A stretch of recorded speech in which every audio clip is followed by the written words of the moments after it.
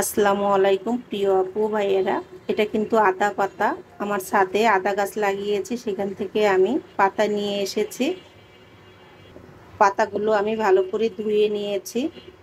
এখানে দেখুন, বটি দিয়ে কুচি কুচি করে কেটে রেখেছি। দিয়ে দিলাম পেঁয়াজ, দিয়ে দেব লবণ, দিয়ে দিলাম শুকনো মরিচ ভাজা। আমি এগুলো ভালো করে ডোলে ভেঙে নিব। মরিচগুলো নিয়ে পেঁয়াজের সাথে ভালো করে মিশিয়ে নেব।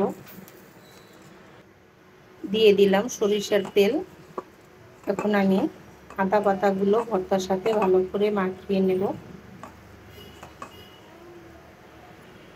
হয়ে গেল আমার আদা পাতা ভর্তা। এটা কিন্তু আসলে খেতে মজা, খেয়ে দেখবেন এভাবে। আর যারা আমার চ্যানেলটাই নতুন, তারা অবশ্যই ফলো দিয়ে পাশে থাকবেন। আমিও থাকবো আপনাদের পাশে। তো কেমন হয়েছে আপনারা খেয়ে অবশ্যই কমেন্টস করে জানাবেন। তো সবাই অনেক ভালো থাকবেন।